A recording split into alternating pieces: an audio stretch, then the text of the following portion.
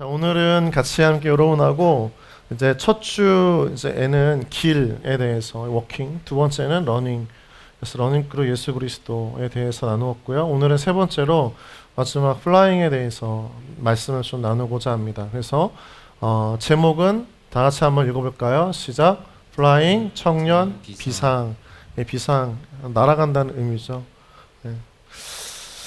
미국의 라이트 형제가 인류 최초의 비행기를 만들어서 하늘을 날기 전에는 수천 년 전에 고대 그리스에서 다이달로스와 이카루스 부자의 전설이 내려져 옵니다.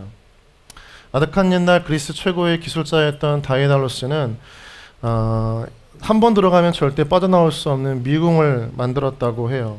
그러다가 미너스 왕의 진노를 받아서 그 다이달로스와 그의 아들 이카루스가 갇히게 되어졌습니다.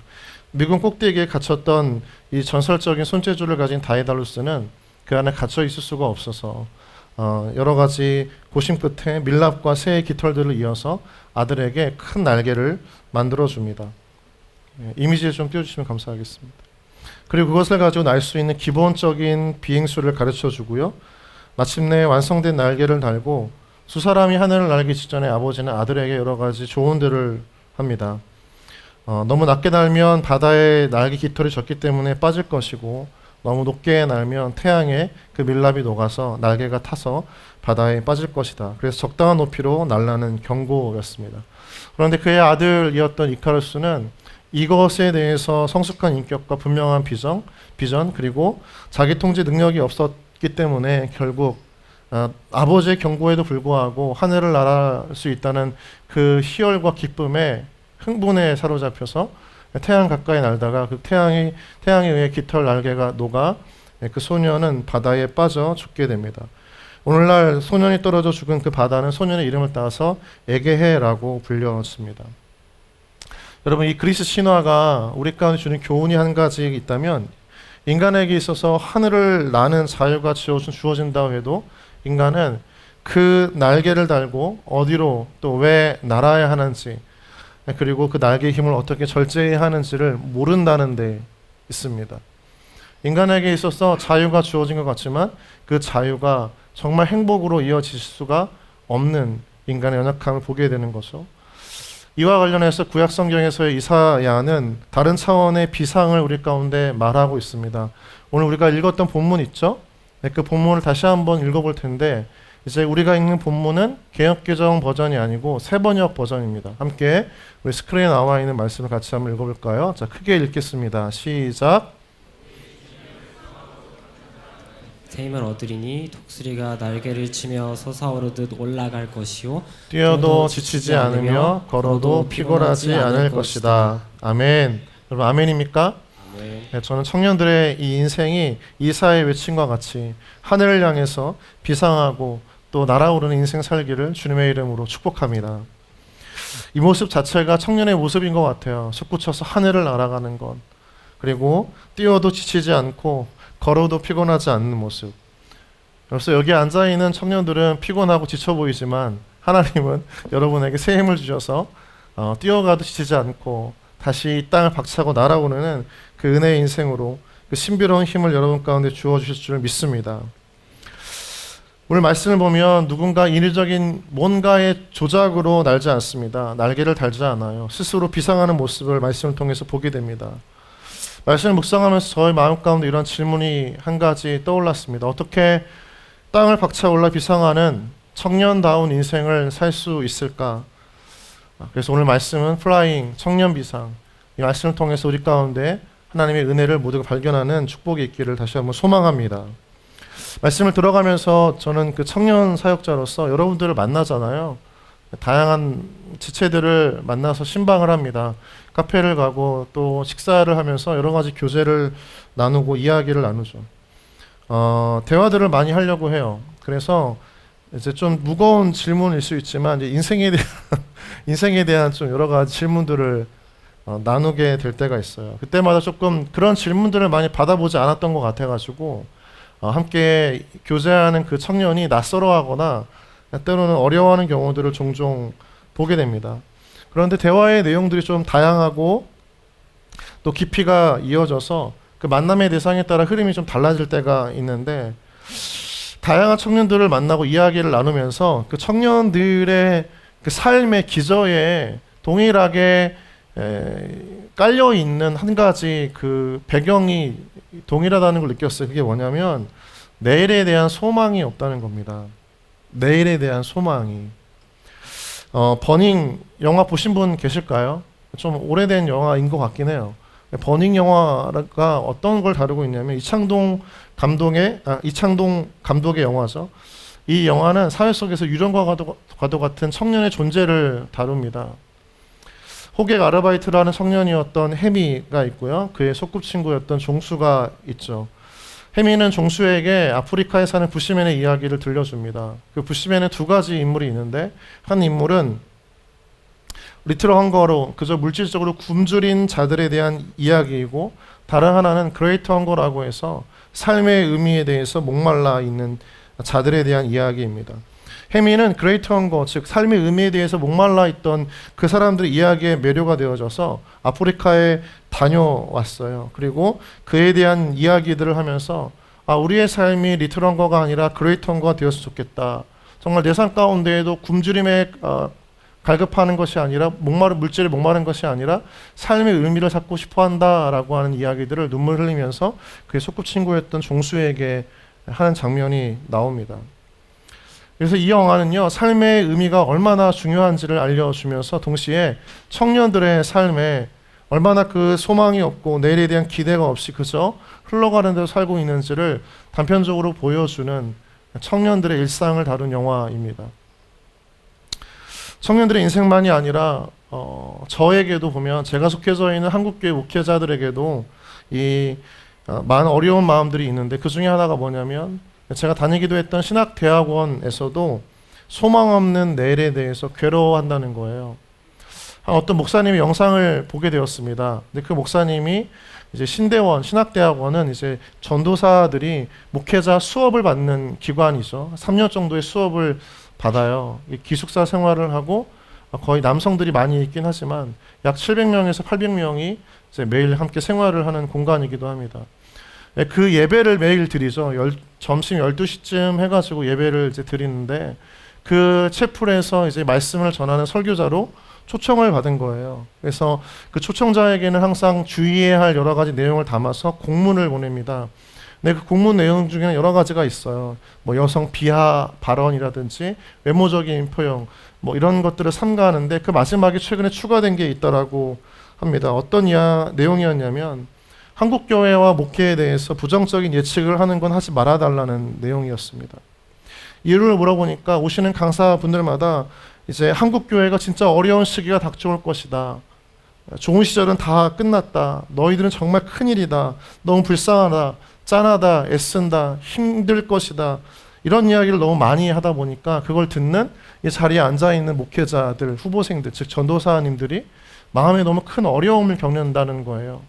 본인들은 하나님 앞에 부르심을 따라서 소망을 발견하고 싶고 내일에 대한 기대를 가지고 목회를 하고 싶은데 오시는 분들마다 너네는 소망이 없을 거다, 힘들 것이다, 어렵다, 괴로울 것이다, 이런 어려운 마음들을 이야기하니까 그런 얘기들을 하지 말아달라고 요청을 하고 추가를 했다라고 하는 거죠.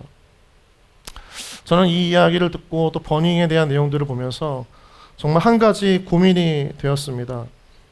그 고민은 무엇이냐면 정말 우리에게 소망이 없는가라는 거예요.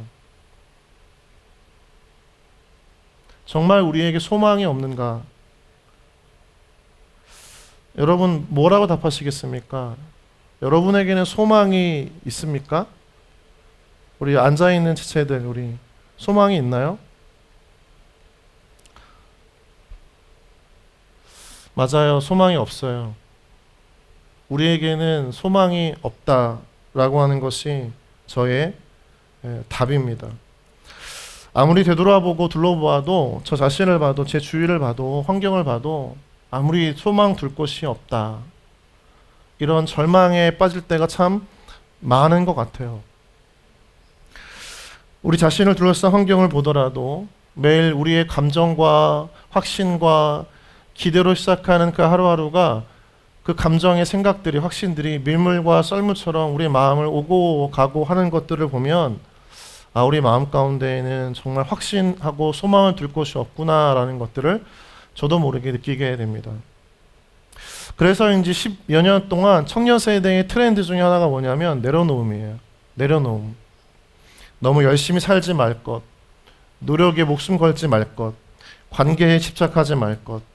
여러분들 이런 말들이 다양한 글이나 에세이 또는 연예인들의 어록이라든지 미디어를 통해서 공감의 말이라고 하는 형태로 대세를 이루었던 것이죠. 그래서 포기, 내려놓음이라는 것 자체가 하나의 트렌드가 되어져 버렸던 겁니다. 그 빈자리를 무엇이 채웠을까요? 행복산업, 힐링 산업들이 그 빈자리를 채우기 시작했던 거예요. 심리 상담의 건수가 증가하고 우울증 양의 약의 판매가 증가하는 것이죠. 유튜브나 SNS 채널을 보면 대부분 그 조회수가 많고 클릭을 많이 하고 청년들이 많이 보는 채널들은 사실은 보면 쓰잘데기 없는, 아무 유익이 되지 않는 그런 내용들이 대다수인 겁니다. 그것을 보고 시간을 때우거나 잠을 드는 일들이 너무나 빈번하게 일어난다고 하는 거죠.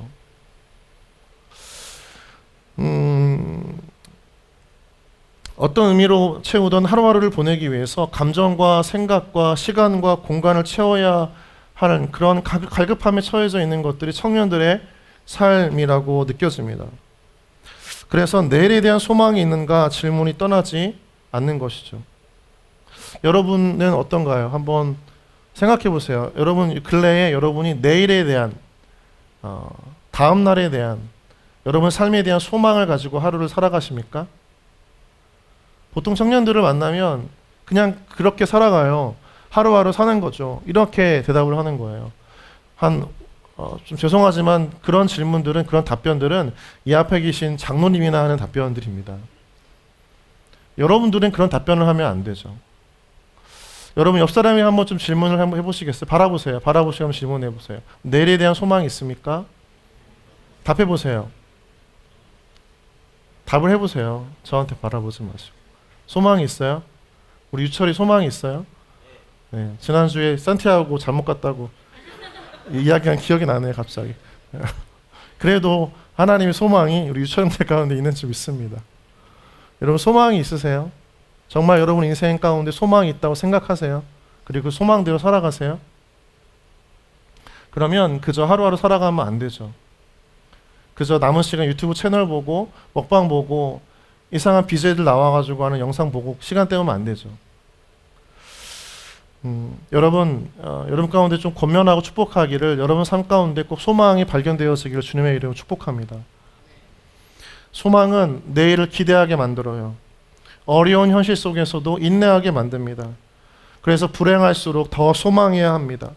소망을 품어야 하고 불행한 삶을 행복하게 만들어주는 그 소망을 발견해야 된다는 거죠.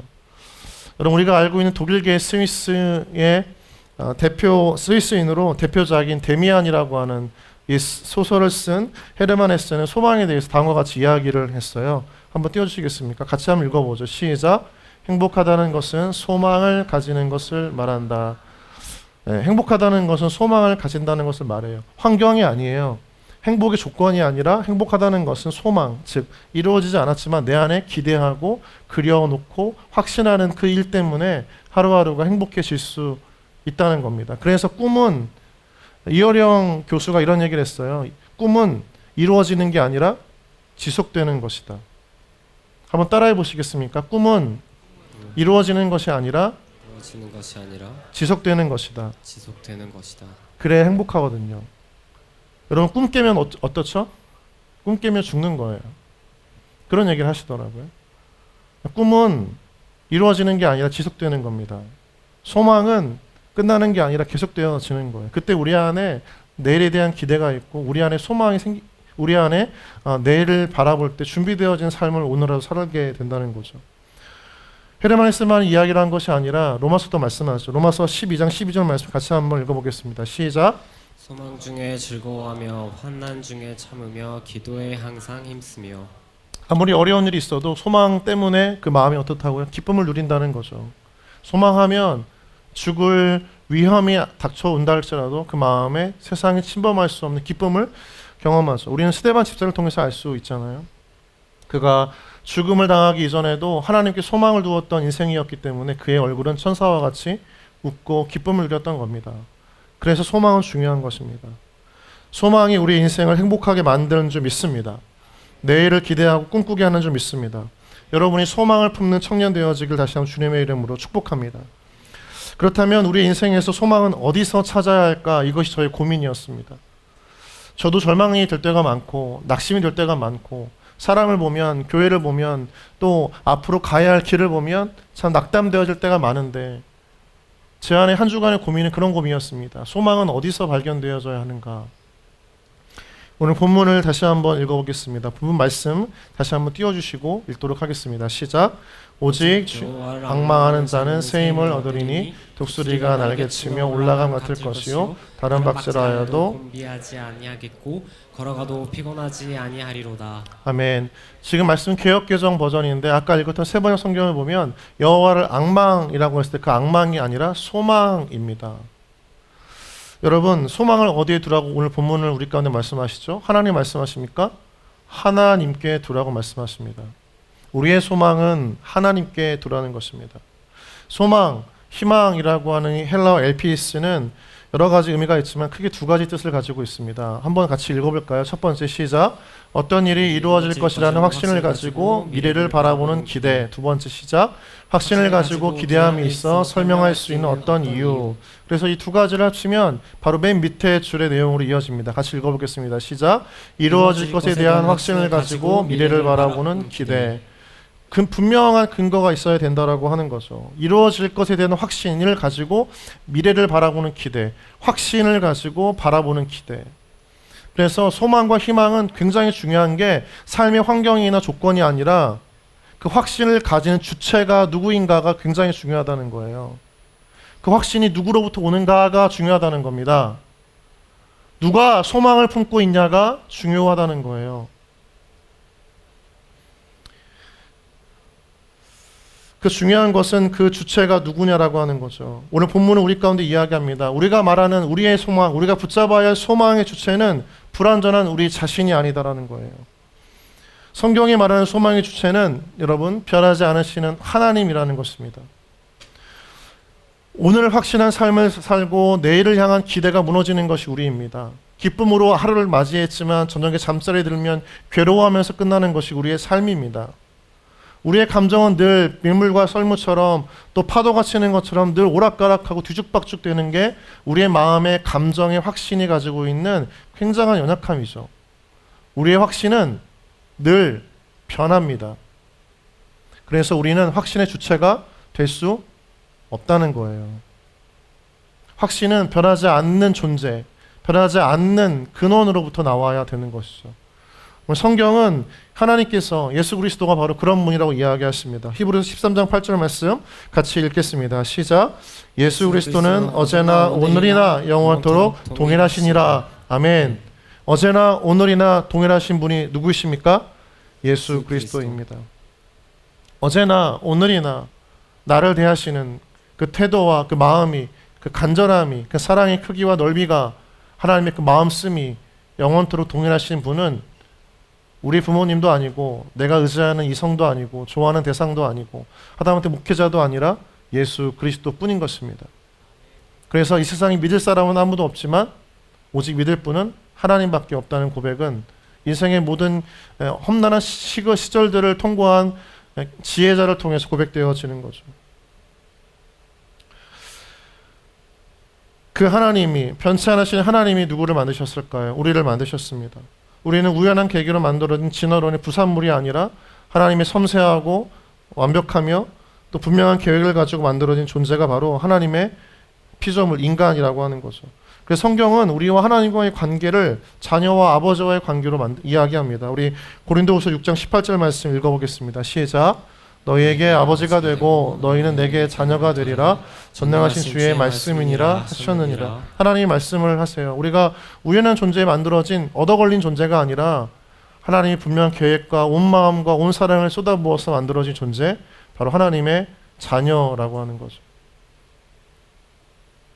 자녀의 삶이 어떻던, 그가 어떤 역량을 가지고 어떤 조건과 상황 가운데 빠져있던 여러분 분명한 것은 하나님 아버지는, 우리 아버지 되신 주님은 그분의 자녀들에게 향한 그 마음과 그 깊이와 넓이와 사랑이, 또 그 자녀를 향한 축복의 그 고백들이, 방향들이, 목적들이 영원토록 변치 않으신다는 것입니다.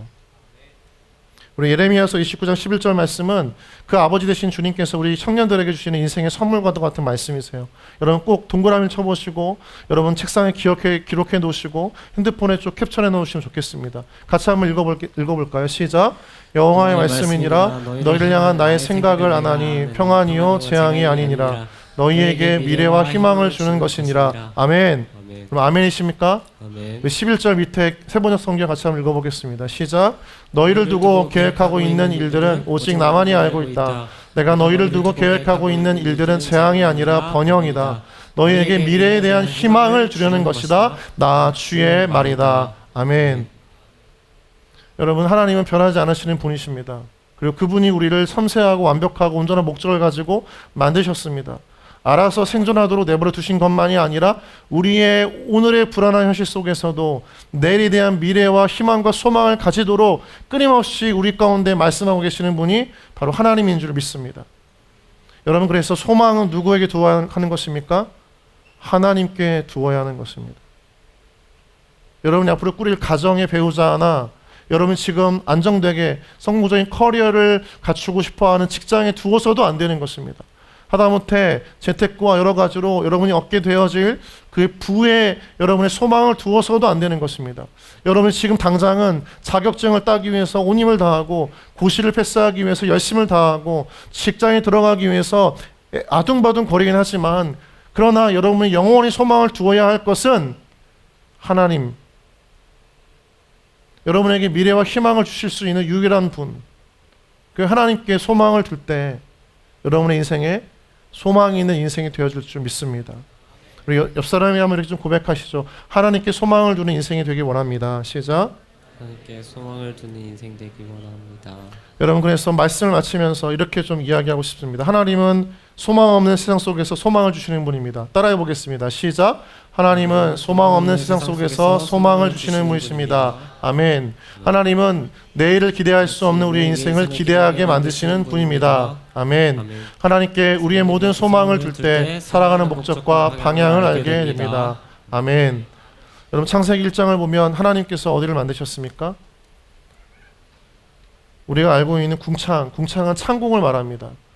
하늘을 만드셨어요. 오늘 말씀과 연이어서 그 말씀을 우리가 묵상해 볼 때 하나님께 주신 마음이 무엇이냐면, 하나님이 궁창을 만드시고 창공을 만드셨던 것, 하늘이라 칭하셨던 것, 그것은 어쩌면 우리로 하여금 바라보기만 하지 않고 하나님께서 여러분 가운데 펼쳐놓으신 그 인생을 날 수 있는 그 시야를 보라고 주신 것은 아닐까라는 생각들을 하게 됩니다. 여러분, 우리는 이 땅에 너무나 많은 현실의 조건과 삶의 굴레 가운데 날갯짓조차 하지 못하고 있는 청년들을 많이 보게 됩니다. 여전히 조건에, 여전히 환경에, 사람의 물질에, 그가 들어가야 할 직장의 취업에 마음을 쏟아서 펄떡이긴 하지만 날지 못하는 인생을 보게 됩니다. 여러분, 그래서 하나님 우리 가운데 말씀하십니다. 내가 너희의 미래와 희망이고 소망이다. 인생을 자유하게 비상할 수 있는 것, 땅을 박찬다는 건 무엇입니까? 땅의 현실과 조건과 삶의 굴레에 얽매이지 않는다는 것입니다.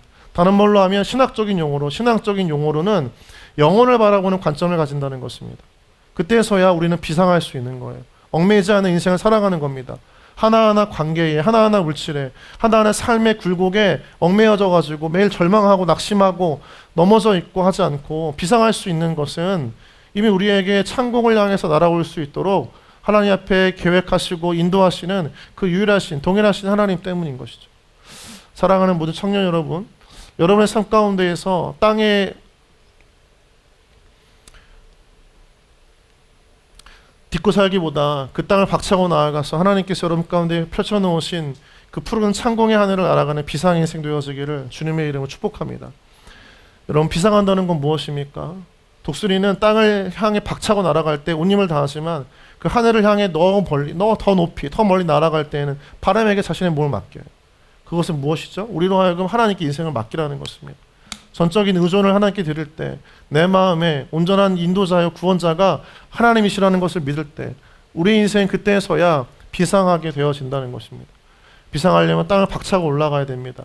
현실의 조건과 삶이 얽매여서는 안 됩니다. 그러려면 그 넓은 관점을 갖고 계시고 우리의 미래를 아시고 희망을 주시는 하나님, 그 하나님을 여러분의 인생의 온전한 구원자요, 여러분 인생의 온전한 인도자로 마음 가운데 받아들이고 그분과 함께 비상하는 인생 되어지기를 주님의 이름으로 축복합니다.